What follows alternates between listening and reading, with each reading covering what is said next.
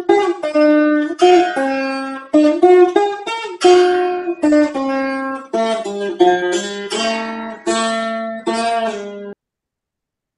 నమ శాంతాయ దివ్యాయ సత్యధర్మస్వరూపిణే స్వానందామృతతృప్తాయ సుందరాయ నమో నమః.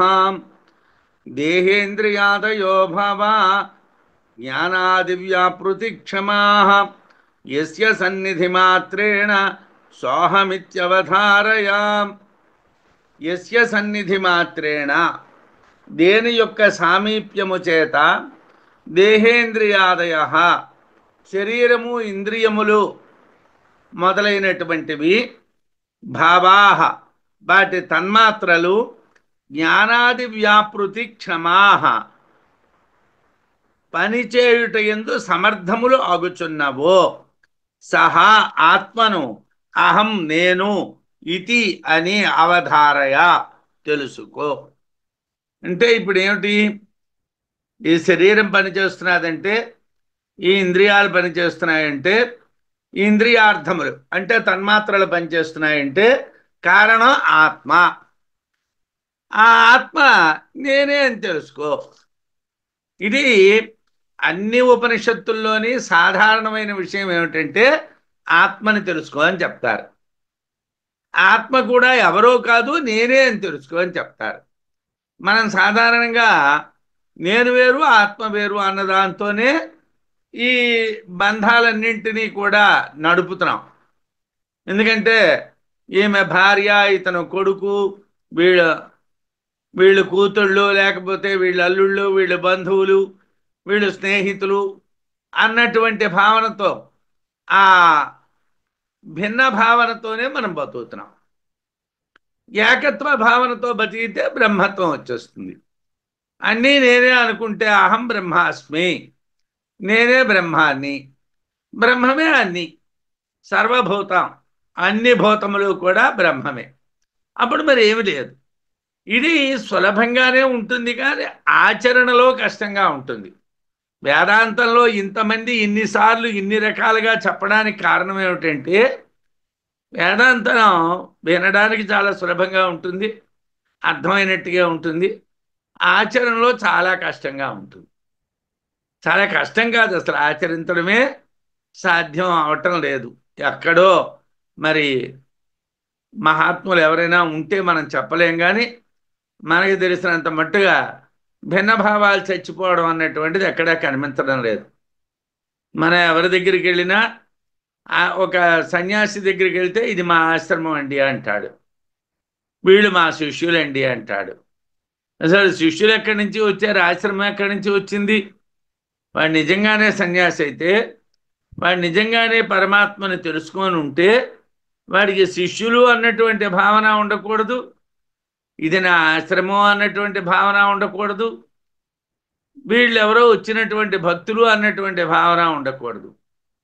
ఇవన్నీ కలుగుతున్నాయంటే కారణం ఏమిటి? భిన్నభావం. భిన్నభావం అన్నటువంటిది మరి ఆత్మజ్ఞానానికి ఆటంకం. యస్య సన్నిధి మాత్రేణ, దేని యొక్క సామీప్యము చేత, దేహేంద్రియాదయ, శరీరము ఇంద్రియాలు మొదలైనటువంటివి, భావాహ వాటి తన్మాత్రలు, జ్ఞానాది వ్యాపృతి క్షమాహ అంటే ఆయా జ్ఞానముల యందు ప్రవర్తించుటకు సమర్థములైనటువంటివి, అంటే పనిచేయడానికి సమర్థం అవుతున్నాయి. కళ్ళు చూస్తున్నాయి, చెవులు వింటున్నాయి, నోరు మాట్లాడుతున్నది, ముక్కు వాసన చూస్తున్నది, శరీరానికి స్పర్శ జ్ఞానం ఉన్నది, కాళ్ళు నడుస్తున్నాయి, చేతులు తీసుకుంటున్నాయి. ఇలా ఈ పనులన్నీ సమర్థములు వేటి వల్ల అవుతున్నాయి? దాని యొక్క సాన్నిధ్యం చేతనం, చైతన్యం యొక్క సాన్నిధ్యం చేతనం. ఆ చైతన్యం అనేటువంటిది సహా ఆ ఆత్మ అహం నేను ఇది అవధారయ అని తెలుసుకోవయ్యా. ఇక్కడ జ్ఞానాది వ్యాపృతి క్షమాహ అన్నటువంటి పాఠం కొన్ని పుస్తకాల్లో ఉన్నది. కొన్ని పుస్తకాల్లో హానాది వ్యాపృతి క్షమాహ అన్నటువంటి పాఠం ఉన్నది. అంటే ఈ పాఠాంతరాలు అనేటువంటివి సాధారణంగా ప్రతి గ్రంథంలోనే ఉంటాయి. పూర్వం ఏమిటంటే తాటాకుల మీద రాసుకునేవాళ్ళు. ఎవరో గురువులు చెప్తూ ఉంటే శిష్యులు నేర్చుకున్నప్పుడు తాటాకుల మీద అవి రాసేవాళ్ళు. ఆ రాసినటువంటి వాళ్ళలో లోపం వల్ల కానీ, లేదు ఈ గురువుల్లో ఉండేటువంటి ఆలోచనలో ఉండే తేడాల వల్ల కానీ అవి తేడా వచ్చేవి, ఆ పదాలు తేడా వచ్చేవి. అవి మనకి దొరికినటువంటి ప్రతుల్ని బట్టి కొన్ని ప్రతుల్లో జ్ఞానాది వ్యాపృతి క్షమాహ అని ఉంటే కొన్ని ప్రతుల్లో హానాది వ్యాపృతి క్షమాహ అంటారు. దేహేంద్రియాలు నశించడము అనేటువంటి జరుగుతున్నదన్నా, ఆవిర్భవించడం అనేటువంటి జరుగుతున్నదన్నా అది ఆత్మను ఆశ్రయించి, వాటికి స్వయంగా అవి జడములు. జడములైనటువంటి వాటికి వ్యాపించేటువంటి గుణము లేదు. మరి వాటికి వ్యాపించే గుణం లేనటువంటి వ్యాపనం ఎక్కడి నుంచి వచ్చింది? ఆత్మ వల్లే వచ్చింది. ఆ ఆత్మ నువ్వే అని తెలుసుకో. శరీరము, ఇంద్రియములు, వాటి తన్మాత్రలు వాని వాని పనుల ద్వారా ప్రవర్తించుటకు ఎవని సన్నిధానము ఆ శక్తిని ఇచ్చుచున్నదో ఆ ఆత్మను నేను అని తెలియము. ఇక్కడ ఇంద్రుడు బ్రహ్మలింగంగా గుర్తించమని ప్రత్యక్షంగా చెప్పడం జరిగింది. అంటే నేను బ్రహ్మాన్ని, నన్ను నువ్వు తెలుసుకో, నన్ను నువ్వు తెలుసుకో, నేనే బ్రహ్మాన్ని, అహం బ్రహ్మ. ఇక్కడ అహం అన్నటువంటిది నేనే, నేను అన్నటువంటిది బ్రహ్మమే. యస్య భాష సర్వమిదం విభాతి అని ముండకోపనిషత్తులో చెప్పినటువంటి విధంగా, అందువలన పరమాత్మ సాన్నిధ్యమే దేహేంద్రియ ప్రవృత్తికి మూలము. శరీరము కానీ ఇంద్రియాలు కానీ నడుస్తున్నాయి అని అంటే దానికి మూల కారణం ఏమిటి? పరమాత్మ యొక్క సాన్నిధ్యం, పరమాత్మకి దగ్గరగా ఉండడం. ఆ పరమాత్మను నేనే అని ఇంద్రుడు ప్రతర్దనునికి చెప్తున్నాడు. నేనే ఆ పరమాత్మనయ్యా, పరమాత్మ ఎక్కడో ఎవరో లేరు, నేనే ఆ పరమాత్మ. అజడాత్మవదా భాంతి యత్ సాన్నిధ్యాజడా అపి దేహేంద్రియమన ప్రాణా సోహమిత్యవధారయా. ఏమయ్యా, నేను అని తెలుసుకో. నేను అంటే ఏ నేనండి అంటే సాధారణంగా శరీరం జడం, ఆత్మ అనేటువంటి చైతన్యం బయటకు వెళ్ళిపోయింది అనుకోండి, కాళ్ళు కదలవు, చేతులు పనిచేయవు, నోరు మాట్లాడదు, కళ్ళు చూడవు, చెవులు వినవు. మనం శరీరాన్ని అప్పుడు ఏమిటంటాం? ఆ పేరు పెట్టి పిలము. ఒక ప్రేతము అంటాం, శవము అంటాం. అది జడం. యథార్థానికి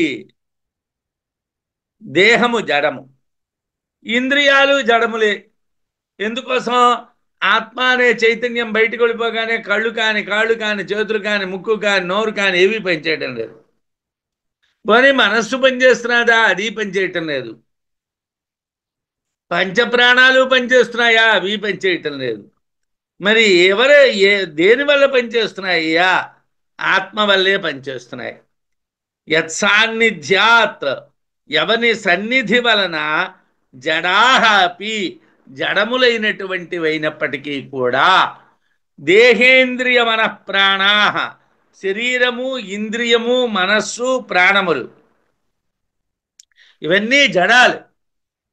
జడాలైనప్పటికీ కూడా శరీరం జడం, ఇంద్రియములు జడములు, మనస్సు జడము, ప్రాణము జడము అయినప్పటికీ కూడా యత్సాన్నిధ్యాత్, దేని యొక్క సాన్నిధ్యము వలన అజడవత్ అజడాత్మవత్, అజడ ఆత్మవత్ ఆభాంతి, అజడ ఆత్మవతు, జడము కానటువంటి ఆత్మ వలె ఆభాంతి ప్రకాశించుచున్నవో. ఇప్పుడు నేను మాట్లాడుతున్నాను, రామసుబ్బారావు గారు మాట్లాడుతున్నారండి అంటారు. నిజంగా నేను మాట్లాడటం లేదు, లోపల ఉన్న ఆత్మ మాట్లాడుతున్నాడు. ఆ ఆత్మ నేను రెస్ట్ తీసుకుంటానండి అన్నది అనుకోండి, మరి నాకు నోటంట మాట రాదు, నా కళ్ళు చూడవు, నా చెవులు వినవు, నా శరీరం పనిచేయదు. అంటే వీటన్నిటికీ కారణం ఏమిటి? లోపల ఉన్న ఆత్మ. ఆత్మ అజడమైనటువంటిది. అజడమైనటువంటి ఆత్మ అజడాత్మవత్ ఆభాంతి, అజడమైనటువంటి ఆత్మలాగా జడములైనటువంటి శరీరము, ఇంద్రియాలు, మనస్సు, ప్రాణము అవేమో ప్రవర్తిస్తున్నాయి. అది ఎలాగండి? అజడాత్మవత్ ఆభాంతి ప్రకాశిస్తున్నవో సోహం, ఆ ఆత్మను నేను ఇది అని అవధారయ అని చూసుకో.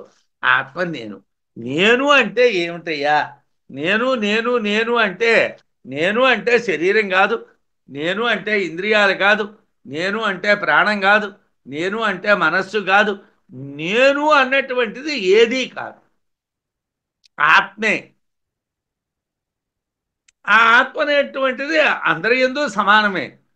అందుగురించే మనం వేదాంతంలో పొందవలసినటువంటిది ఒకే ఒక్కటి, సర్వభూతములు కూడా నేనే అన్నటువంటి జ్ఞానం కలిగితే నువ్వు మాట్లాడినటువంటి మాట సత్యం అవుతుంది, నువ్వు చేసేటువంటి పని సత్యం అవుతుంది, నువ్వు చూసేటువంటిది శాశ్వతం అవుతుంది.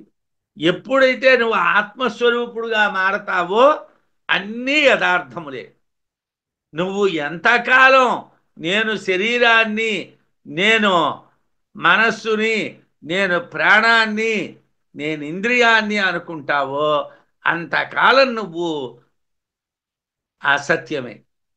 అసత్యం నువ్వు ఎంతకాలం అంటే ఎంతకాలం ఈ భిన్నభావం కలిగి ఉంటే అంతకాలం నువ్వు యథార్థం. ఎప్పుడు నువ్వు యథార్థం? ఇవన్నీ కూడా ఆత్మే అని తెలిసినాడు. ఏమిటంటున్నాడు వాడు? దేహము, ఇంద్రియములు, మనస్సు, ప్రాణములు జడములు, కానీ పరమాత్మ సాన్నిధ్యం వలన అచేతనమైనటువంటి ఆత్మ వలె సాన్నిధ్యం వలన చేతనమైనటువంటి ఆత్మ వలె, ఆత్మ చైతన్యవంతమైనటువంటిది, ఆత్మ దానంతరది ప్రకాశిస్తుంది. అలాగే ఆ ఆత్మలాగే ఈ ఇంద్రియాలు, ఈ శరీరము, ఈ ప్రాణము, ఈ మనస్సు అన్నీ ప్రవర్తిస్తాయి ఎప్పుడు దానికి దగ్గరగా ఉంటే. దేనికి దగ్గరగా? ఆత్మకి దగ్గరగా ఉంటే. ఆ విధంగా ప్రకాశించడానికి కారణమైనటువంటి ఆత్మ ఎవరు? నేనే. ఇంద్రుడు ఏమిటంటున్నాడు? నేనే ఆత్మని. అంటే ఈ అని ఇంద్రుడు ప్రతర్ధనునికి చెప్పాడు. ఈ వివరణ వలన ఇంద్రుడు దేహలింగం కాడు, జీవలింగం కాదు, బ్రహ్మలింగము అని మనం తెలియాలి. ఇంద్రుడు బ్రహ్మమే అని తెలియాలి. ఉపాధిలక్షితం తత్వం యది బోద్ధున్న శక్నుయాః తర్హి ఉపాధిద్వయోపేతం ఉపాస్వగుణ సంయుతం. ఏమండి? ఉపాధిలక్షితం తత్వం యది బోద్ధున్న శక్నుయాః. ఉపాధిలో ఉన్నటువంటి ఆత్మ మాకు తెలియబట్టం లేదండి, నేను గుర్తించలేకపోతున్నాను.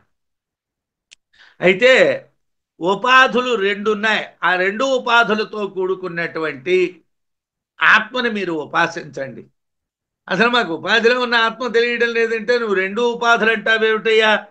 ఉపాధి లక్షితం తత్వం, ఉపాధి యందు లక్ష్యార్థముగా తెలియబడేటువంటి తత్వమును, బ్రహ్మాన్ని బోద్ధం తెలియుటకు ఎదిన శక్నుయాః, ఒకవేళ మీరు సమర్థులు కాకపోతే, అంటే ఉపాధి లోపల ఉన్నటువంటి ఆత్మని మీరు తెలుసుకుందికి మీకు సామర్థ్యం లేకపోతే, తర్హి అప్పుడు ఉపాధిద్వయోపేతం, రెండు ఉపాధులతో కూడుకున్నటువంటిది. ఏమిటండి ఆ రెండు ఉపాధులు?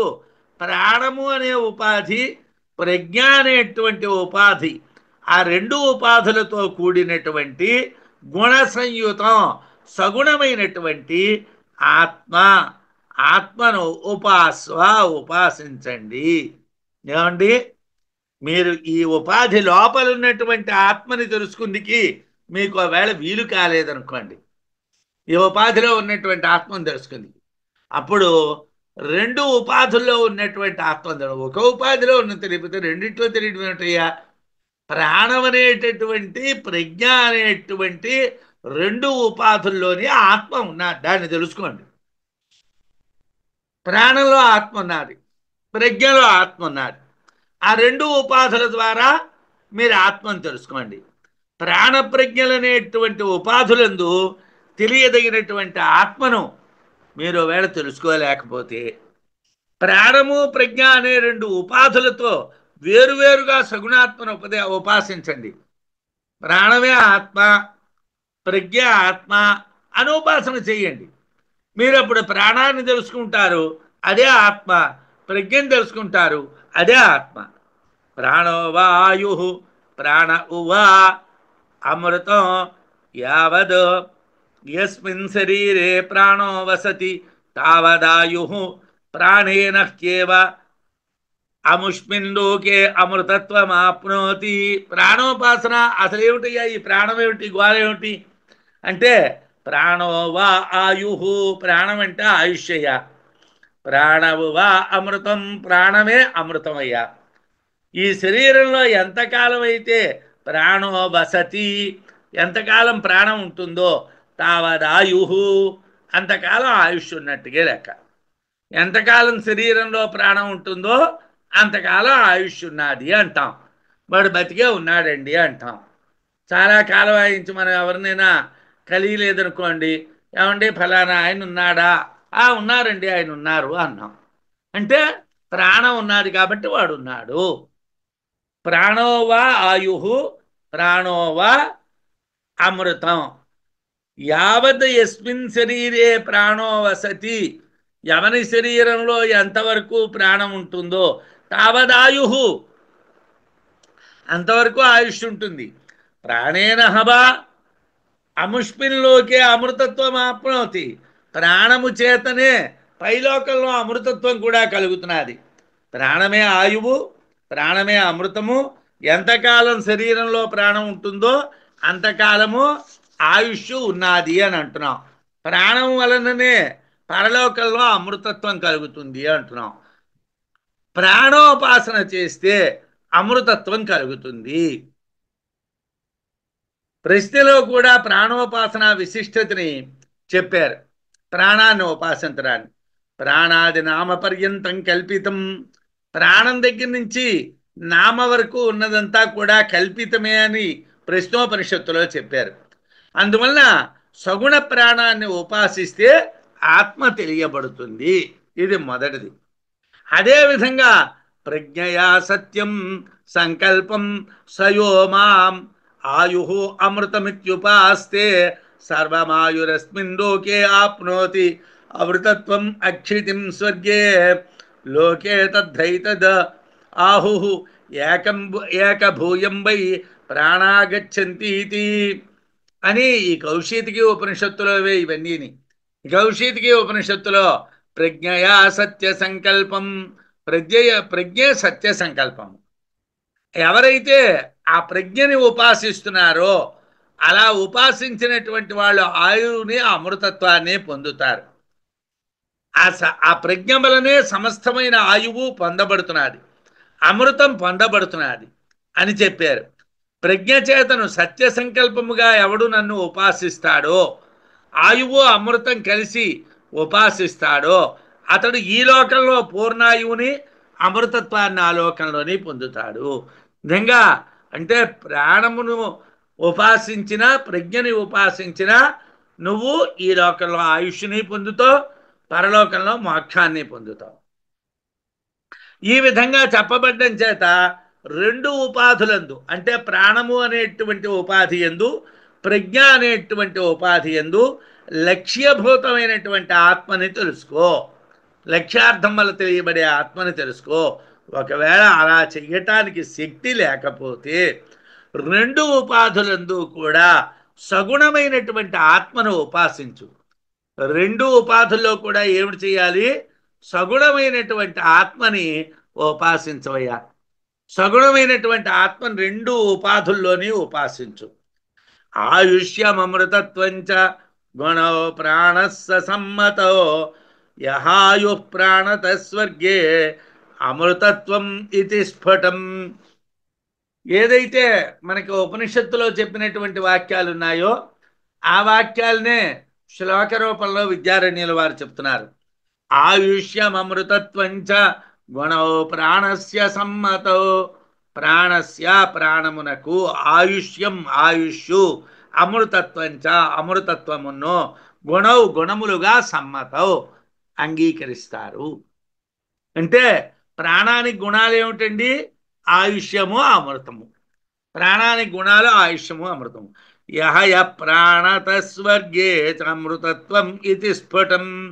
ఎవరైతే ఇహ ఆయు ప్రాణత, ప్రాణాన్ని ఉపాసించినట్టుగైతే ప్రాణోపాసన అనేటువంటి చేసినట్టుగైతే ప్రాణత ప్రాణము వలన ఇహ ఈ లోకమునందు ఆయుషు స్వర్గే చ స్వర్గమునందు అమృతత్వంచ అమృతత్వమునో ఇది స్ఫుటం అని స్పష్టం. అది శృతిలో మనం చెప్పినవే. ఇంతకు ముందు శ్లోకాన్ని చెప్తున్నప్పుడు ఇందుకు సంబంధించినటువంటి శృతి మనం చెప్పుకున్నాం. వేదవాక్య ఉపనిషద్ వాక్యాన్ని చెప్పుకున్నాం. ప్రాణానికి ఆయుష్ అమృతము అనేటువంటి గుణాలు, ప్రాణం వలన ఈ లోకంలో ఆయువు, పరలోకంలో అమృతత్వం కలుగుతుంది అని స్పష్టంగా చెప్పబడ్డాది. ప్రాణోపాసన విషయములు చాందోగ్యము, ప్రశ్న మొదలగు ఉపనిషత్తుల్లో కూడా కనిపిస్తున్నాయి. కౌశీతకంలో ప్రాణమే బ్రహ్మమనేటువంటి విషయాన్ని స్పష్టంగా చెప్పడం జరిగింది. ఈ విషయాన్ని ఆధారంగానే బ్రహ్మసూత్రాల్లో భగవత్పాదులు బ్రహ్మలింగంగా ప్రాణాన్ని వివరించారు. ఇంద్రుడు ప్రతర్ధనునితో చెప్పినటువంటి వాక్యాల్లో కూడా ప్రాణము ఆయువు అమృతత్వాన్ని కలిగిస్తుంది అని చెప్పబడ్డాది. ప్రాణాన్ని ఉపాసిస్తే ఆయువు కలుగుతుంది, ప్రాణాన్ని ఉపాసిస్తే అమృతత్వం కలుగుతుంది. ఇవాళ రోజుల్లో మనం భౌతికమైనటువంటి యోగాసనాలు వేస్తే ఆయుష్ పెరుగుతుంది, ఆయుర్దాయం పెరుగుతుంది, అది ప్రాణోపాసనే.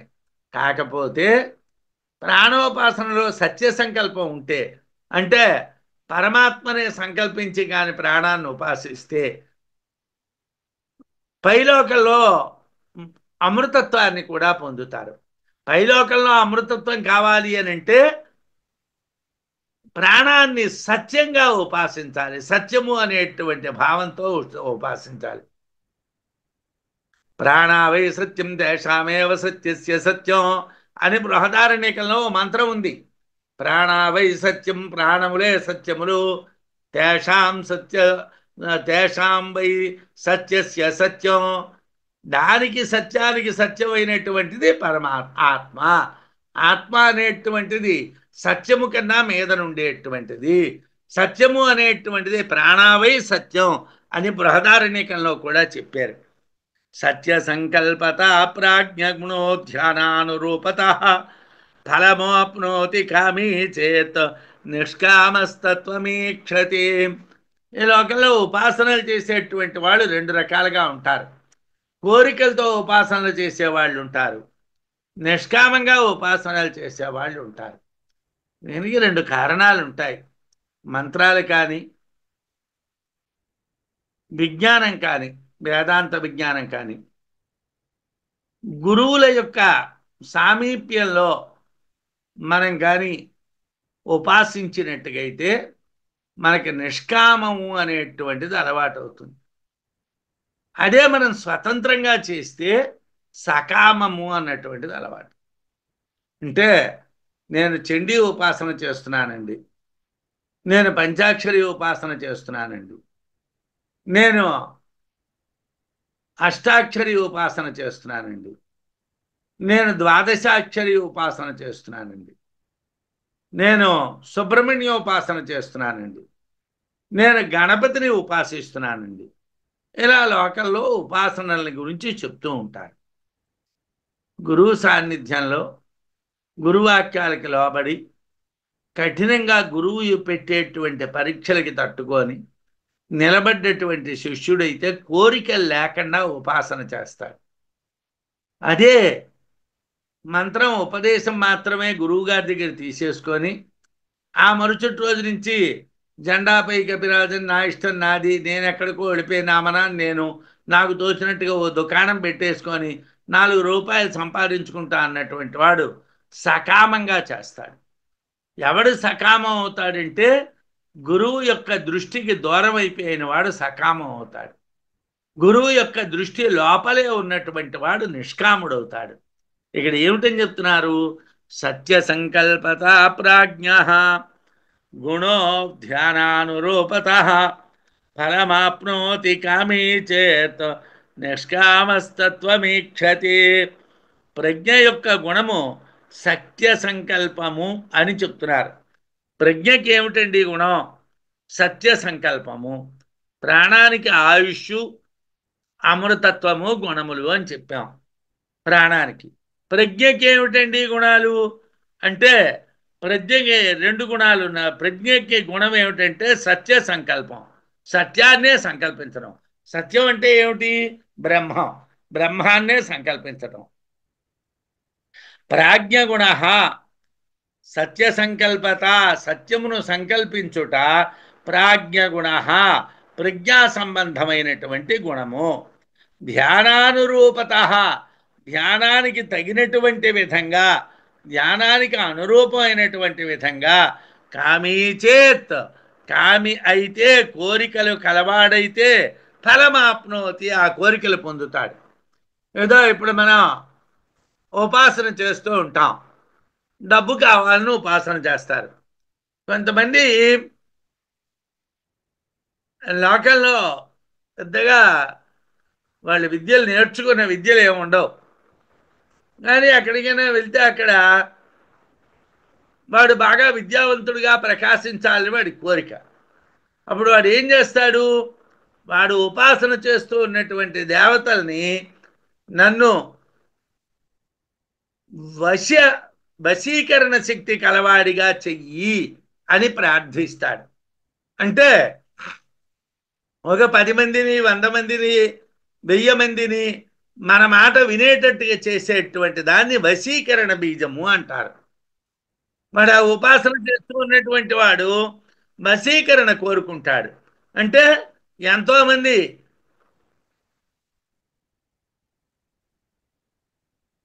జనాల్ని ఆకర్షించడం. కొంతమంది ఇంకా చెడ్డ కోరికలు కోరుకునే వాళ్ళు కూడా ఉంటారు.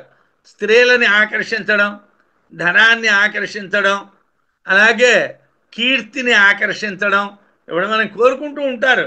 చాలామందికి ఏమిటంటే వాళ్ళకి ఏదో బిరుదులు వచ్చాయనుకోండి. నేను ఒక బ్రహ్మజ్ఞాని ఒకసారి ఆయనకి సన్మానం జరుగుతూ ఉన్నప్పుడు నేను చూశాను.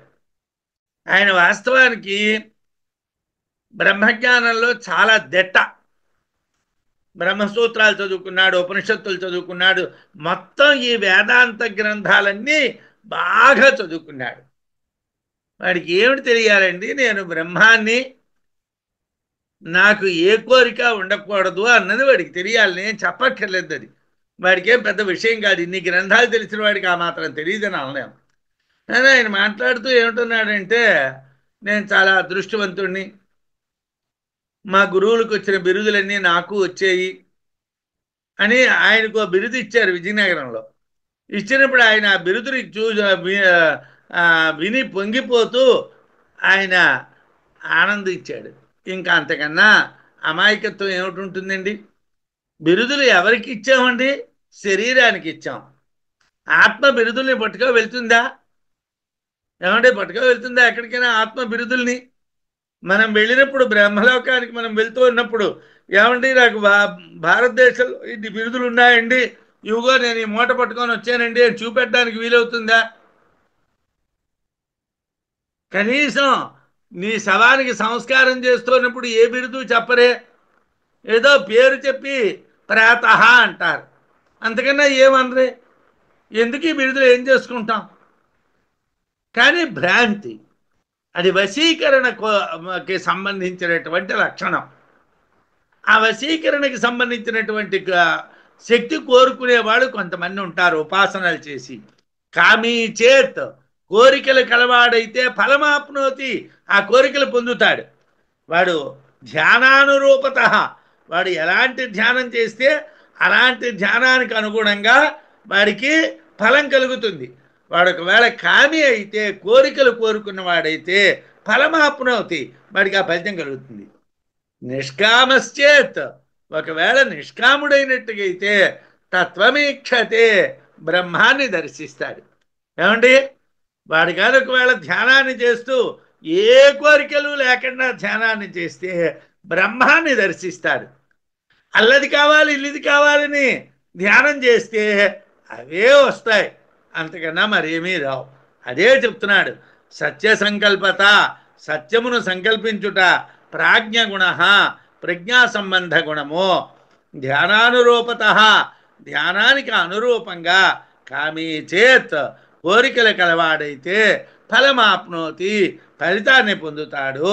నిష్కామ చేత్, కోరికలు లేనటువంటి వాడైతే తత్వమేక్షతే, బ్రహ్మాన్ని దర్శిస్తాడు. ప్రజ్ఞా సంబంధమైనటువంటిది ప్రాజ్ఞము. దాని గుణం సత్యమును, అంటే బ్రహ్మాన్ని సంకల్పించడం. ఛాందోగ్యంలో సత్యమే బ్రహ్మము, అది నువ్వే అని తత్వమసి అనేటువంటి వ్యాఖ్యాన సందర్భంలో చెప్పారు. మనం చెప్పుకున్నాం. ఆరుని శ్వేతకేతు సమాధంలో చెప్పుకున్నాం మనం. సత్యము అంటే బ్రహ్మమే, ఆ బ్రహ్మం నువ్వే తత్వమసి అన్నటువంటి వాక్యానికి చెప్పారు. అంటే సత్యం బ్రహ్మం, దాన్ని మనస్సుతో సంకల్పిస్తే ఆ సాధకుడు యొక్క ధ్యానానికి తగినటువంటి విధంగా ఫలితం వస్తుంది. ఒకవేళ కోరికలతో సత్యాన్ని ధ్యానం చేస్తే వాడికి తగినటువంటి ఫలితం వస్తుంది. వాడు ఏం కోరుకుంటే, డబ్బు కోరుకుంటే డబ్బు, అలాగే కీర్తి కోరుకుంటే కీర్తి, పుత్రాదులైనటువంటి ఫలితాలు కోరుకుంటే అవి కలుగుతాయి. అది కాకుండా కోరికలు లేకుండా సత్యాన్ని ధ్యానం చేస్తే బ్రహ్మమును దర్శిస్తాడు. కోరికలు లేకుండా సత్యాన్ని కానీ ధ్యానం చేస్తే బ్రహ్మాన్ని దర్శిస్తాడు. ఇక్కడ మనుష్యులకు హితతమమైనటువంటిది బ్రహ్మమే కనుక బ్రహ్మాన్ని ప్రజ్ఞ ద్వారా పొందాలి అనేటువంటిది ఇంద్రుని యొక్క అభిప్రాయం. ప్రజ్ఞ ద్వారా ఏమిటి పొందాలి? బ్రహ్మాన్ని పొందాలి. ఉపాస్య ఏకాగ్రమాప్త్వాధ తత్వం వీక్షితుం ఆదితః ప్రజ్ఞా ప్రాణ ఉపాధీతో వివిచ్యేతాం యథా తథం. ఉపాస్య, ప్రజ్ఞను ప్రాణాన్ని ఉపాసించి ఏకాగ్ర్యం, ఏకాగ్రమైనటువంటి స్థితిని ఆప్త్వా పొంది. ఏది చేస్తూ ఉన్నప్పుడైనా ఏకాగ్రత కావాలి, కాన్సన్ట్రేషన్ కావాలి. అటో ఇటో ఇటో అటో ఆలోచిస్తూ ఏమీ చెయ్యకూడదు. మనకి బ్రహ్మజ్ఞానం కావాలంటే బ్రహ్మజ్ఞానం మీదే మన దృష్టి ఉండాలి. ఇతరమైనటువంటి కోరికలు మన బుర్రలోకి రాకూడదు. మనం అసలు ఏమీ దేన్ని కోరుకోకూడదు. ఎంతోమంది మనకన్నా ముందు ఉన్నటువంటి వాళ్ళు బ్రహ్మజ్ఞానాన్ని పొందలేక విఫలులైపోయారు. ప్రహ్లాదుడు రాక్షస కుమారులతో అంటాడు, కంటిదే మనవారు ఘనులు గృహస్థులై విఫలులై గైకొన్న వెర్రితనము. బ్రహ్మాన్ని కాకుండా ఇతరమైనటువంటి వాటిని కోరుకున్నాం అనుకోండి, ఏదో నాకు కనకాభిషేకం కావాలి అని కోరుకున్నాను, ఏదో పరమేశ్వరుడు అనుగ్రహించాడు, ఏదో ఊరు వాళ్ళు వచ్చారు, అయ్యా మీరు మహాపండితులు, మీకు మేము కనకాభిషేకం చేస్తాం అన్నారు, మనకి కనకాభిషేకం చేశారు అనుకోండి. ఒకవేళ దానివల్ల వైఫల్యం వస్తుంది, ఆ కనకాభిషేకం వల్ల విఫలం అవుతాం, కానీ మనకేమీ దానివల్ల ఫలితం రాదు. ఏమండి, గజారోహణం కోరుకున్నాం, దానివల్ల ఏ ప్రయోజనం లేదు. ఎవరో గండపెండారం వేశారు, ఏం చేసుకుంటామండి? ఏదో 4 తులాలో 5 తులాలో 2 తులాలో 10 తులాలో నాకు తెలియదు అనుకోండి, ఓ గండపెండారం వేస్తారు, ఏం చేసుకుంటాం? బంగారం ఉంది, సరే ఏం చేస్తావు? ఆ గండపెండేరం ఎవరైనా మన పిలిచినప్పుడు వేసుకో వెళ్తే నేను గండపెండేరం వేసుకున్నాను అనుకుందికే కానీ ఏం ప్రయోజనం లేదు. మనకి తెలుగులో 2 కవులు ఉన్నారు, శ్రీనాథుడు అని ఒక కవి ఉన్నాడు, పోతన అని ఒక కవి ఉన్నాడు. శ్రీనాథుడు చాలా గొప్ప పండితుడు, బ్రహ్మాండాది పురాణ శాస్త్ర చయ తాత్పర్యార్థ నిర్ధారిత బ్రహ్మజ్ఞాన కళానిధి. ఆయనకి అంత పెద్ద పేరుంది. బ్రహ్మాండాది పురాణాల యొక్క తాత్పర్యార్థాన్ని బాగా తెలిసి బ్రహ్మజ్ఞానం మీద విపరీతమైన పట్టు కలిగినటువంటి వాడు శ్రీనాథుడు.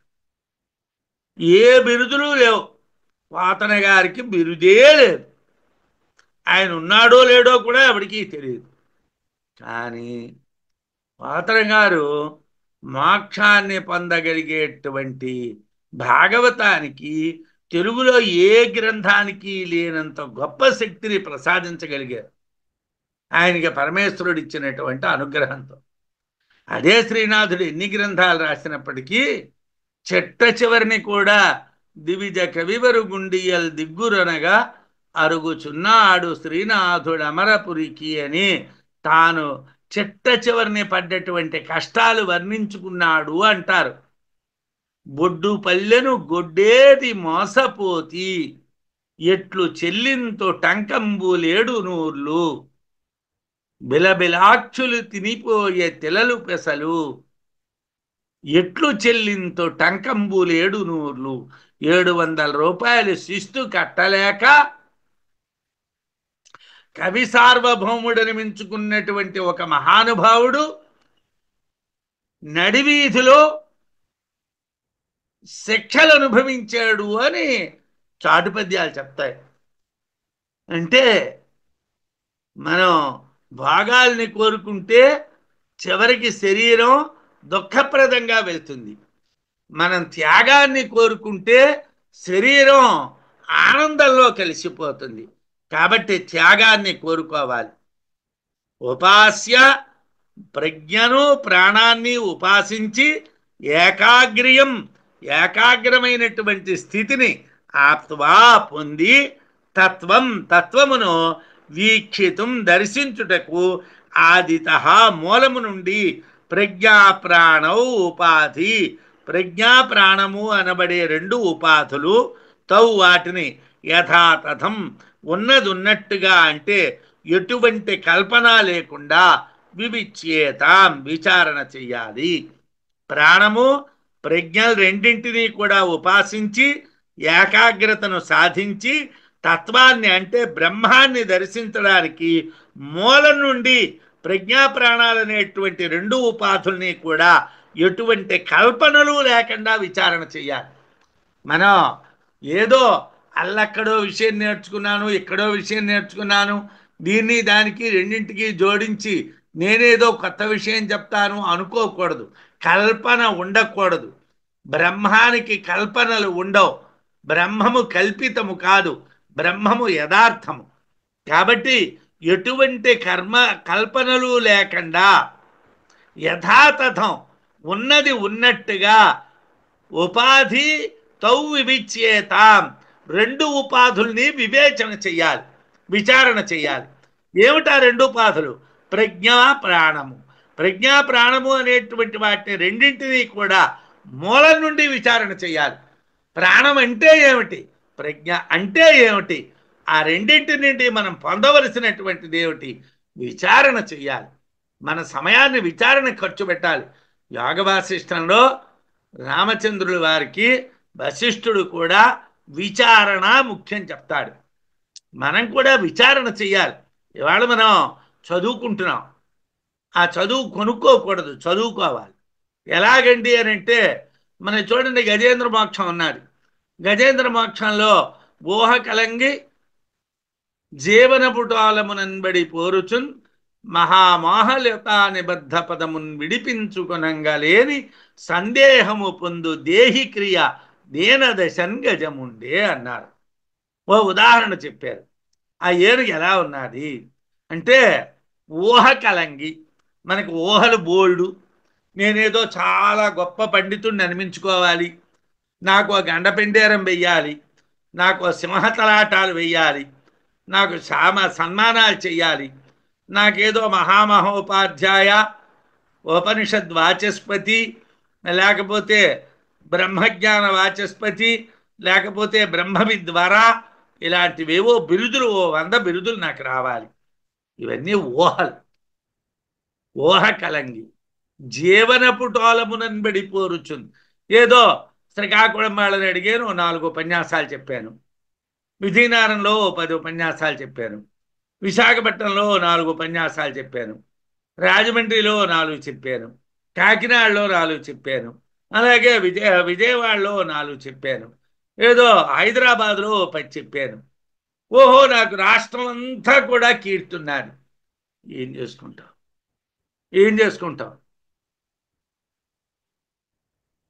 దానివల్ల ఏం కలిగింది? మోహం కలిగింది. మహామోహలత నిబద్ధ పదమున్ విడిపించుకొనంగా లేక మహామోహం అనేటువంటి పాశాలు కాళ్ళకు కట్టేసి దాన్ని విడిపించుకోలేకపోతుంది.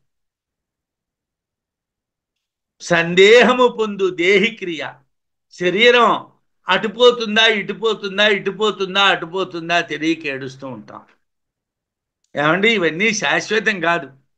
శరీరంలో శక్తి ఉన్నంత వరకు, మనం మాట్లాడగలిగేటువంటి శక్తి ఉన్నంత వరకు, మనకి మన ఉపాధి పనిచేసే అంతకాలం అందరూ మనని గౌరవిస్తారు. మన ఉపాధి కాని ఒకవేళ ఏ కారణం చేతనైనా ఒరే నేను ఇవాళ దగ్గర నుంచి పని చెయ్యనురా అంటే ఓసారి పరామర్శకు వస్తారు. పాపం గురువుగారు అలా ఉండి వాళ్ళు ఇలా అయిపోయారంటారు. అంతేనండి, మరి కనిపించరండి, మరి ఎవరూ కనిపించరు. మళ్ళీ ఏదో వినకూడనటువంటి మాట వింటేనే మళ్ళీ వస్తారు. పాపం ఆయన చాలా గొప్పవాడు, ఇలా అయిపోయాడు అంటూ ఉంటారు ఎవరైనా అడిగితే. ఏమిటది? దీనికన్నా ఆ పరమాత్మ జ్ఞానాన్ని పొందితే అసలు ఈ పరిస్థితే లేదు కదా, ఈ అవసరమే లేదు కదా. ఆ ప్రజ్ఞని ప్రాణాన్ని నువ్వు ఉపాసించుకుంటే, వివేచన చేసుకుంటే, యథాతథంగా తెలుసుకుంటే నువ్వు పరమాత్మని పొందుతావు కదా. ప్రాణప్రజ్ఞలు రెండింటినీ ఉపాసించి ఏకాగ్రతని సాధించి తత్వాన్ని అంటే బ్రహ్మాన్ని దర్శించడానికి మూలం నుండి ప్రజ్ఞాప్రాణాలనేటువంటి ఉపాధుల్ని రెండింటినీ కూడా ఎటువంటి కల్పనలు లేకుండా విచారణ చేయాలి. అలా చేస్తే బ్రహ్మాన్ని దర్శించవచ్చు. బ్రహ్మాన్ని దర్శించడానికి ప్రాణప్రజ్ఞలు అనేటువంటి ఉపాధులు ఉన్నదున్నట్లుగా తెలియాలి. వాటిలో ఎటువంటి కల్పనలు లేకుండా ఎలా ఉంటే అలా తెలియాలి. పొరపాటు ఆలోచనలు ఉండకూడదు. శ్రోత్రం త్వచక్షుషీ జిహ్వా ఘ్రాణంధీంద్రియ పంచకం వాక్పాణి పాదపాయూపస్థాః కర్మేంద్రియ పంచకం. లోకంలో మనకి వేదాంతంలో అందరికీ తెలుసు. శ్రోత్రం చెవి, త్వక్ చర్మము, చక్షుషి రెండు కళ్ళు, జిహ్వా నాలుక, ఘ్రాణం ముక్కు, ధీంద్రియ పంచకం అంటే జ్ఞానేంద్రియములు 5. ఈ వీటిని జ్ఞానేంద్రియాలు అంటారు. 5 జ్ఞానేంద్రియాలు. వాక్ మాట, పాణి చెయ్యి, పాదం కాళ్ళ కింద భాగాలు అంటే నడవడానికి మనకి సహాయమైనటువంటివి, పాయువు మలాన్ని విసర్జించేటువంటి ఇంద్రియము, ఉపస్థ మూత్రాన్ని విసర్జించేటువంటి ఇంద్రియము, కర్మేంద్రియ పంచకం వీటిని కర్మేంద్రియాలు అంటారు. జ్ఞానేంద్రియాలు కర్మేంద్రియాలు మనందరికీ తెలుసు. ఇవి శాశ్వతములు అని తెలుసును. కాకపోతే వాటిని చాలా జాగ్రత్తగా ముద్దుగా పెంచుతూ ఉంటాం. అవి ఎక్కడైనా ఒకవేళ మనకి పనికి రాకుండా అయిపోతాయేమో అని వాటిని చాలా జాగ్రత్తగా పెంచుతూ ఉంటాం. ఇవి 5 కర్మేంద్రియాలు, 5 జ్ఞానేంద్రియాలు. ఇంద్రియాణం ప్రవృత్తి స్యాత్ ప్రజ్ఞాలోచన పూర్విక ప్రాణవాయు ప్రేరిత చేత్ ఏవం లోకే వ్యవస్థితి. ఇంద్రియాణం ప్రవృత్తి ఇంద్రియములు ప్రవర్తించుట అంటే పని చెయ్యుట ప్రజ్ఞాలోచన పూర్విక ప్రజ్ఞాశక్తి పూర్వంగా జరుగుతుంది. అంటే ప్రజ్ఞాశక్తి వల్లే ఇంద్రియాలు పనిచేస్తాయి. లోపల ఉన్నటువంటి బుద్ధి జ్ఞానేంద్రియము అది ఓయ్ పనులు చెయ్యండి అని అంటే చేస్తాయి, అది పనులు చెయ్యొద్దు అంటే చెయ్యవు. కాబట్టి ఇంద్రియాణం ప్రవృత్తి ఇంద్రియములు ప్రవర్తించడం ప్రజ్ఞాలోచన పూర్విక ప్రజ్ఞాశక్తి యొక్క అధీనంలోనే ఇమిడి ఉంటుంది. ప్రాణవాయు ప్రేరిత చేతి ప్రాణవాయు శక్తి చేత ప్రేరేపింపబడినటువంటిదై కూడా ఉంటుంది అని ఏవం ఈ విధమైనటువంటిది లోకే లోకమందు వ్యవస్థితి వ్యవస్థ అంటే జ్ఞానేంద్రియాలు పనిచేయడానికి బుద్ధి ప్రజ్ఞ అనేటువంటిది తొయ్యాలి. అలాగే కర్మేంద్రియాలు పనిచేయడానికి జ్ఞానేంద్రియాలు పనిచేయడానికి ప్రాణం పనిచేయాలి. ప్రాణశక్తి ప్రజ్ఞాశక్తి లేకుండా జ్ఞానేంద్రియాలు కానీ కర్మేంద్రియాలు కానీ పని చెయ్యవు. జ్ఞానేంద్రియాలు కర్మేంద్రియాలు పనిచేయాలంటే ఏమిటి ఉండాలి? జ్ఞానశక్తి ఉండాలి. సకృత్వాచారామ ప్రజ్ఞానం అపయుతుం చక్షుషా రూపం శ్రోత్రేణ శబ్దం మనసాధ్యాతమిత్యేకం భూయం వై ప్రాణా భూత్వా ఏకైకంతాని సర్వాణి ఏవ ఏతాని ప్రజ్ఞాపయంతి వాచం వదంతి సర్వే ప్రాణా అనువదంతి చక్షుః పశ్యన్ సర్వే ప్రాణా అనుపశ్యంతి శ్రోత్రం శ్రోత్ర శృణ్వన్న సర్వే ప్రాణాః అనుశృణ్వంతి మనోధ్యాయన్ సర్వే ప్రాణాః అనుధ్యాయంతి ప్రాణాః ప్రాణంతం సర్వే ప్రాణాః అనుప్రాణంతి ఏవం ఉహైవ తదితి క ఇంద్ర ఉవాచ అస్తిత్యేవ ప్రాణ నిశ్రేయసాధానమితి అని కౌశీతకి ఉపనిషత్తులో 3వ అధ్యాయంలో మంత్రం. మాట్లాడడం అనేటువంటిది, వినడం అనేటువంటిది, చూడడం అనేటువంటిది, ధ్యానం చేయడం అనేటువంటిది ప్రజ్ఞ వలననే జరుగుతున్నది. సకృద్వాచానామ ప్రజ్ఞాపయితం చక్షుషా రూపం. వాక్కు పనిచేయాలన్నా, కళ్ళు పనిచేయాలన్నా, శ్రోత్రం వినాలి అన్నా, మనస్సు చేత ధ్యానం చేయబడాలి అన్నా, ఇవన్నీ కూడా ప్రజ్ఞ చేతనే జరుగుతున్నాయి. ఏకైకం తాని సర్వాణి ఏవ ఏతాని ప్రజ్ఞాపయంతి. ప్రజ్ఞ అనేటువంటి దానితోనే నడుస్తున్నాయి. వాచం వదంతి సర్వేషాం అనువదంతి. ప్రజ్ఞ మాట్లాడిస్తే అందరూ మాట్లాడుతున్నారు. ప్రజ్ఞ చూడమంటే అందరూ చూస్తున్నారు. ప్రజ్ఞ వినమంటే అందరూ వింటున్నారు. ప్రజ్ఞ ధ్యానం చేయండి అంటే అందరూ ధ్యానం చేస్తున్నారు. ప్రజ్ఞ ప్రాణాన్ని నడిపించండి అంటే వాయువుల మీదకి కిందకి వెళ్తున్నాయి. ప్రజ్ఞ మీద అంతా ఆధారపడి ఉన్నది. నిశ్రేయస కారణమైనటువంటిది ఏదంటే ప్రాణము, ప్రజ్ఞ. ఆదానం అంటే మోక్షం అనేటువంటి దాన్ని పొందించేటువంటిది ప్రాణమే అన్నటువంటి చెప్పారు. అది ప్రధానమైనటువంటి తత్వము అని చెప్పారు. సర్వభేదాధికరణంలో బ్రహ్మసూత్రాల్లో భగవత్పాదుల వారు ముందే చెప్పాను. మనం అక్కడక్కడ బ్రహ్మసూత్రాలు ఎందుకు చూడవలసి వస్తున్నదంటే ఈ కౌశీతకి ఉపనిషత్తు బ్రహ్మసూత్రాల్లో వినియోగించబడటం వల్లనే విద్యారణ్యుల వారు వ్యాఖ్యానం చేశారు అని చెప్పాను. సర్వభేదాధికరణంలో అది ఒక అధికరణం బ్రహ్మసూత్రాలు. అధాతో నిశ్రేయసాధనం ఏతాహ వై దేవతాః అహం శ్రేయసే విపదమానాః అనేటువంటి కౌశీతకి 2:14 శృతిని చెప్పారు. అంటే మనది ఇంద్ర ప్రతర్దన సంవాదం 3వ అధ్యాయం, కానీ 2వ అధ్యాయంలో ఒక మంత్రం ఉన్నది. అధాతో నిశ్రేయసాధనం ఏతాహ వై దేవతాః అహం శ్రేయసే విపదమానాః. లోకంలో మనకి ఇంద్రియాలు ఉన్నాయి. కళ్ళు నేను గొప్పదాన్ని అంటే, చెవులు నేను గొప్పదాన్ని అంటాయి. ముక్కు నేను గొప్పదాన్ని అంటే, నోరు నేను గొప్పదాన్ని అంటుంది. శరీరం నేను గొప్పదాన్ని అంటుంది. ఎవరు గొప్పవాళ్ళు అంటే ప్రాణం గొప్పది. వీళ్ళందరూ కూడా గొప్పవాళ్ళు కారు. ఈ వివాదం జరిగినప్పుడు ఎవరు గొప్పవాళ్ళు? ప్రాణమే గొప్పది అని చెప్పారు. అయితే ఏది శ్రేష్టం అనేటువంటి విషయంలో ప్రాణమే శ్రేష్టము, ప్రాణమే గొప్పది అని చెప్పారు. కానీ ఆ చెప్పినప్పుడు బృహదారణ్యక ఛాందోగ్యాది ఉపనిషత్తుల్లో కూడా ప్రాణమే శ్రేష్టము అన్నటువంటి విషయాన్ని చెప్పారు. ప్రాణమే గొప్పది అని చెప్పారు. అయితే బృహదారణ్యకంలోని ఛాందోగ్యంలోని ప్రాణాన్ని శ్రేష్టము అని చెప్పడంతో పాటు ప్రాణము వశిష్టము అని కూడా చెప్పారు.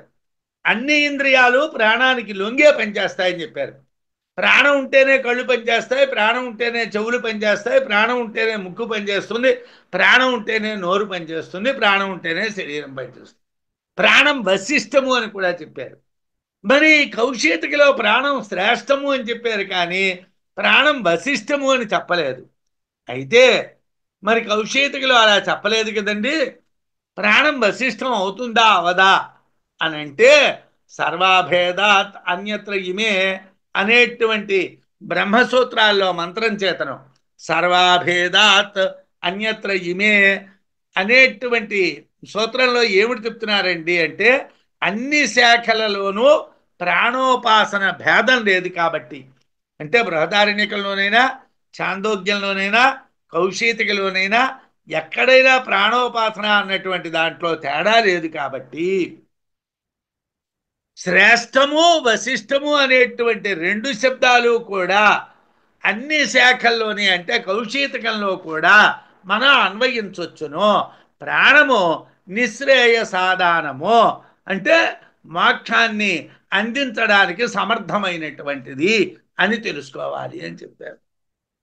జీవతి వాగపేదో మూకాన్ విపశ్యామో జీవతి చక్షురపేతో అంధాన్ విపశ్యామో జీవతి శ్రోత్రాపేతో బధిరాన్ విపశ్యామో జీవతి బాహుచ్ఛిన్నో జీవతి ఊరుచ్ఛిన్నో ఇత్యేవం హి పశ్యామ ప్రాణయేవ ప్రజ్ఞాత్మా ఇదం శరీరం పరిగృహ్య ఉత్థాపయతి అద ఖలు తస్మాద్ ఏతమేవ ఉక్తం ఉపాసీత యావై ప్రాణః సా ప్రజ్ఞా యావా ప్రజ్ఞా స ప్రాణః సహ కేవ అస్మిన్ శరీరే వసతః సహోత్క్రామతః తస్యైషైవ దృష్టిరేతద్విజ్ఞానం అని కూడా కౌశితికి 3లో చెప్తున్నారు. ఏమిటంటే బతికున్నాడు, మాట లేదు, వాడిని మూగివాడు అన్నాం. బతికున్నాడు, కళ్ళు లేవు, వాడిని గుడ్డివాడు అన్నాం. బతికున్నాడు, చెమిటివాడు, వాడిని మాట వినిపించదు, వాడిని చెవిటివాడు అన్నాం. చేతులు లేవు, బాహువులు లేవన్నాం, బాహుచ్ఛిన్న అన్నాం. కాళ్ళు లేవు అనుకోండి, ఊరు చిన్న అన్నాం. కానీ అంటే లేనివాడు అన్నాం, కుంటివాడు అన్నాం, గుడ్డివాడు అన్నాం, ఇవన్నీ అన్నాం. ఇవన్నీ అన్నాం కానీ వాడికి ప్రాణం ఉంది. నిత్యేవం హే పశ్యావ ప్రాణయేవ ప్రజ్ఞాత్మా ఇదం. అయినప్పటికీ వాడికి ప్రాణం ఉన్నది, ప్రజ్ఞాత్మ ఉన్నది. ఆ శరీరాన్ని నిలబెడుతున్నది, ఆ ప్రాణం ఆ శరీరాన్ని నిలబెడుతున్నది, ఆ ప్రజ్ఞ శరీరాన్ని నిలబెడుతున్నది.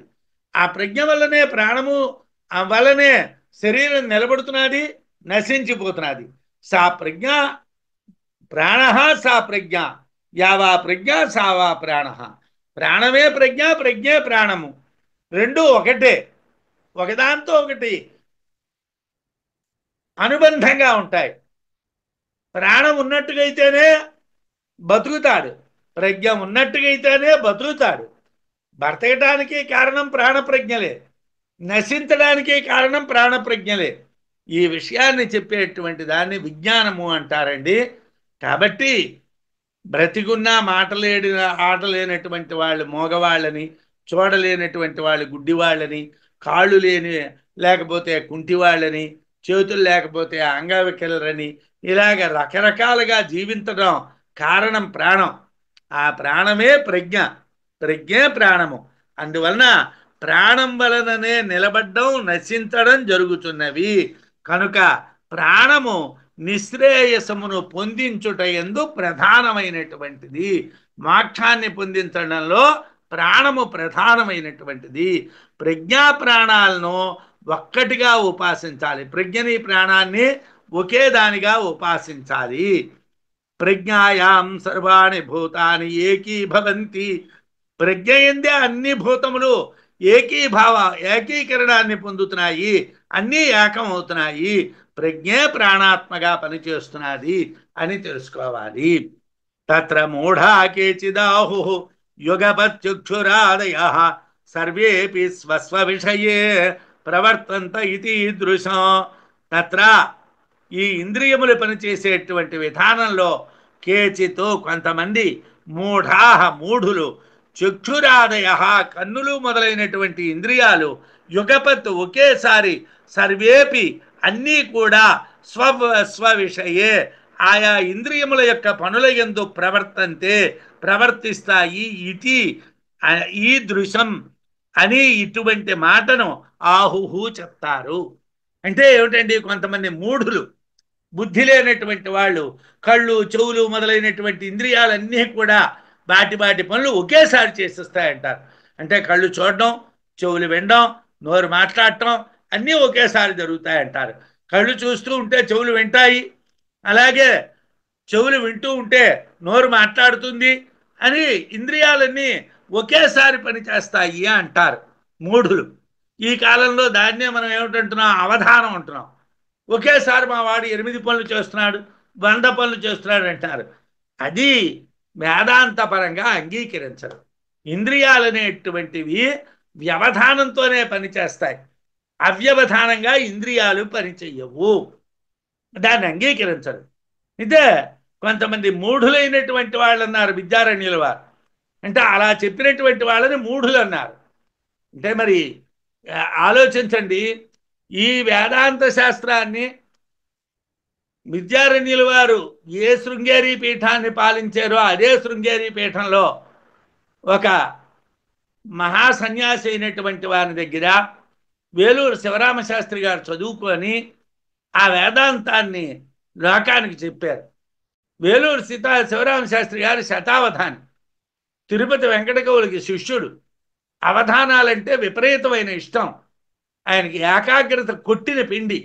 అలాంటి వాడు వేదాంతం వైపు ఎందుకు వచ్చాడంటే ఈ లౌకికమైనటువంటి కీర్తులు, లౌకికమైనటువంటి మాటలు, అయథార్థములు ఇవేవి నిజము కాదు, ఇవన్నీ అబద్ధాలు. తదసత్, అలా ఇంద్రియాలన్నీ ఒకేసారి పనిచేయడం అనేటువంటిది అసత్, అది జరగదు, అది తప్పు. తదసత్ నిపుణోపి అత్ర నశక్తః సూక్ష్మమీక్షితుం కాలాల్పత్వేన సంఛాద్య క్రమం ధూర్తో విడంబయేత్. ధూర్తః అంటే మోసగాడు, మోసాలు చేసేటువంటి వాళ్ళట. ఈ అవధానాలు చేసేటువంటి వాళ్ళు, మేము అల్లరి చేస్తున్నాం, ఇల్లు చేస్తున్నాం, లోకల్లో చెప్పుకున్నటువంటి వాళ్ళని విద్యారణ్యుల వారు ధూర్తులు అన్నారు, మోసగాళ్ళు అన్నారు. ఎందుకు అలా అన్నారు? ఆయన మహాపండితుడు, మహాజ్ఞాని, గొప్ప ఉపాసకుడు. ఆయన ఏమిటంటున్నాడు? ఇలా చెప్పినటువంటి వాళ్ళు మోసగాళ్ళు అంటున్నారు. తదసత్, అది తప్పు. అన్ని ఇంద్రియాలు ఒకేసారి పనిచేయడం అన్నటువంటి తప్పు. నిపుణ అపి, గొప్ప నైపుణ్యం కలిగినటువంటి వాడైనా సూక్ష్మమీక్షితుం, ఇంద్రియాల యొక్క వ్యాపారాలు కాల వ్యవధిని తెలియటం. అంటే ఇంద్రియ వ్యాపారముల యొక్క కాల వ్యవధి చాలా తక్కువగా ఉంటుంది. దాన్ని తెలియడానికి నశక్త, సమర్థుడు కాడు. అన్నీ ఒకేసారి పనిచేస్తాయండం తప్పు. ఎంత గొప్పవాడైనప్పటికీ కూడా ఇంద్రియాల యొక్క కాల వ్యవధిని ఖచ్చితంగా తెలుసుకోలేడు.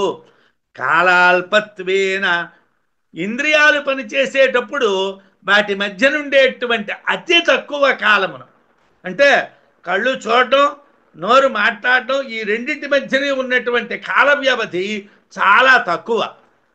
కాబట్టి సంఛాద్య, దాన్ని కప్పిపుచ్చి మరుగుపరిచి, ధూర్త, మోసగాడు క్రమం, ఇంద్రియ వ్యాపార క్రమమును విడంబయేత్, మోసపుచ్చుతున్నాడు, మోసం చేస్తున్నాడు. వ్యవధి ఉంటుంది కళ్ళు చూడడానికి, నోరు మాట్లాడడానికి, చెవి వినడానికి మధ్యని. కానీ మోసగాడు దాన్ని కప్పిపుచ్చి, దాన్ని మరుగుపరిచి మోసం చేస్తున్నాడు. అష్టావధానం చేస్తున్నటువంటి వాడికి సమస్య ఇస్తాం, వాడు ఆ సమస్య వింటాడు, దాని గురించి ఆలోచిస్తూ ఉంటాడు. కానీ వాడు దాని గురించి ఆలోచించినట్టుగా ఆ సమస్య పాదం ఇచ్చినటువంటి వాడి దగ్గర నుంచి వర్ణన వాడి దగ్గరికి వెళ్తాడు. వర్ణన వాడు ఏమిటి అడిగాడో అది ఆలోచిస్తూ ఉంటాడు. మరోడి దగ్గరికి వెళ్తాడు. ఇలాగా ఆలోచించుకొని వాడి బుర్రలోకి వచ్చిన తర్వాత సమస్య వాడికి ఓ పాదం చెప్తాడు, వర్ణన వాడికి ఓ పాదం చెప్తాడు, ఏదో నిషిద్ధాక్షరి వాడికి ఓ 2 పదాలు చెప్తాడు, ఏదో వ్యస్తాక్షరి వాడికి ఓ 2 పదాలు చెప్తాడు, ఆ అప్రస్తుత ప్రసంగం వాడికి ఓ 2 మాటలు చెప్తాడు, పురాణం వాడికి ఓ 2 మాటలు చెప్తాడు. అంటే వాడు చేస్తూ ఉన్నటువంటిది ఏమిటి? సంఛాద్య, వాడు కప్పిపుచ్చుతున్నాడు. వాడు యాక్చువల్గా ఆలోచించడానికి టైం పడుతున్నది, మాట్లాడడానికి టైం పడుతున్నది, వినడానికి టైం పడుతున్నది. కానీ వాడు ఆ ఇంద్రియాల మధ్యన ఉన్నటువంటి అల్ప వ్యవధిని, తక్కువ కాల వ్యవధిని సంఛాద్య, మరుగుపరిచి, ధూర్త, మోసగాడు క్రమం, ఇంద్రియ వ్యాపారాల యొక్క క్రమాన్ని విడంబయేత్, మోసపుచ్చుతున్నాడు. ఒకే ఇంద్రియం మరో ఇంద్రియం కలిపి ఒకేసారి పనిచేస్తాయి అనటం తప్పు. ఇంద్రియాలు ప్రవర్తించే విషయంలో కాల వ్యత్యాసం తప్పకుండా ఉంటుంది. కాల వ్యత్యాసం చాలా తక్కువగా ఉంటుంది. దాన్ని చాలా నైపుణ్యం కలిగినటువంటి వాడు కూడా గుర్తించలేడు. అందువలన కాల వ్యత్యాసం గుర్తించడం అసాధ్యం అని తెలిసినా కూడా కొంతమంది మోసగాళ్ళు చాలా తక్కువ వ్యవధి కలిగినటువంటి ఆ కాలాన్ని కప్పిపుచ్చి ఇంద్రియాలన్నీ ఒకేసారి పనిచేస్తున్నాయని మోసం చేస్తారు. అంటే ప్రాణప్రజ్ఞల చేత నడిపింపబడే ఇంద్రియాలు క్రమంగానే పనిచేస్తాయి అని తెలియాలి. ఇంద్రియ వ్యాపారాలు కలగా పులగం చెయ్యటం తప్పు, మోసం అని మనం తెలుసుకోవాలి.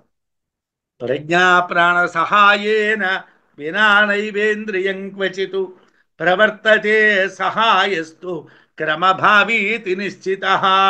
ప్రజ్ఞా ప్రాణ సహాయేన వినా, ప్రజ్ఞా ప్రాణముల యొక్క సహాయము లేకుండా క్వచిత్ ఏ ఒక్క ఇంద్రియము కూడా న ప్రవర్తతే ప్రవర్తించుట లేదు. సహాయస్తు సహాయము క్రమభావీతి ఒకదాని తరువాత మరొకటి అని నిశ్చయించబడినది. ప్రజ్ఞా ప్రాణముల యొక్క సహాయం లేకుండా ఏ ఇంద్రియము ఎప్పుడూ పనిచెయ్యదు. ఆ ప్రాణ ప్రజ్ఞలు కూడా ఒకదాని తరువాత మరొకటి ఇంద్రియాలకు సహాయం చేస్తాయి. అందువలన ఇంద్రియాలు కూడా ఒకదాని తరువాత మరొకటి పనిచేస్తాయి. ఇంద్రియ వ్యాపారంలో ఉన్నటువంటి సూక్ష్మమైనటువంటి కాల వ్యవధి గుర్తించరానంత తక్కువ. అన్ని ఇంద్రియాలు ఒకేసారి పనిచేస్తాయి అనడం తప్పు. అన్యథా నిఖిలం వేదం ధూర్తోక్యేకక్షణే పఠేత్ యా ప్రజ్ఞా ప్రాణయోర్వృత్తి నస్యాద్వాగ్వృత్తి వత్క్రమాత్. అన్యథా ఆ విధంగా కాకుండా, వ్యవధానం లేకుండా, అంటే మేం చెప్పినట్టు కాకుండా మీరంటూ ఉన్నట్టుగా ఒకవేళ వ్యవధానం లేకుండా ప్రాణ ప్రజ్ఞలు పనిచేస్తే ధూర్త మోసగాడు వేదం అంతా కూడా ఏకక్షణే పఠేత్ ఒక్క క్షణంలోనే పఠించేస్తాడు. ఏమండి, మీరన్నట్టుగా ప్రజ్ఞకి ప్రాణానికి వ్యత్యాసం లేకుండా ప్రజ్ఞా ప్రాణం ఒకేసారి పనిచేసేస్తాయి అంటే వేదం అంతా ఒక క్షణంలో చదివేయాలి. యా ప్రజ్ఞా ప్రాణయోహ వృత్తి, ఏ ప్రజ్ఞా ప్రాణవృత్తి ఉన్నదో సా అది వాగ్వృత్తివతు, వాక్కు చక్షు శ్రోత్రములు మొదలైనటువంటి ఇంద్రియ వ్యాపారముల వలె క్రమాత్ స్యాత్ క్రమంగానే ఉంటుంది. ప్రాణం ప్రజ్ఞ, ప్రాణం ప్రజ్ఞ, ప్రాణం ప్రజ్ఞ ఉంటాయి, కానీ ఒకేసారి ప్రాణము ప్రజ్ఞ పనిచేయవు. కళ్ళు చెవులు ముక్కు నోరు వేరువేరుగా పనిచేసినట్టుగా అవి వేరువేరుగానే పనిచేస్తాయి. ప్రాణము ప్రజ్ఞ ఒకేసారి పనిచేస్తే ఆ మోసగాడు చెప్పినటువంటి విధంగా వేదం ఒక్క క్షణంలో పఠింపబడాలి. కానీ ప్రాణప్రజ్ఞలు వాక్చక్షు శ్రోత్రాల వలె క్రమంగా పనిచేస్తాయి. అంటే ప్రజ్ఞ ప్రచోదనం చేయాలి, ప్రాణం ప్రవర్తించాలి. ప్రజ్ఞ నడిపించాలి, ప్రాణం నడవాలి. ప్రజ్ఞ నడిపించాలి, ప్రాణం నడవాలి. అప్పుడే మాట్లాడడం వినడం జరుగుతాయి. అందువలన ప్రాణప్రజ్ఞలు ఇంద్రియ వ్యాపారాలు క్రమ విధంగానే పనిచేస్తాయి. ఒకేసారి అన్నీ పనిచేయడం అనేటువంటిది జరగదు అని విద్యారణ్యుల వారు చెప్పారు. స్వస్తి.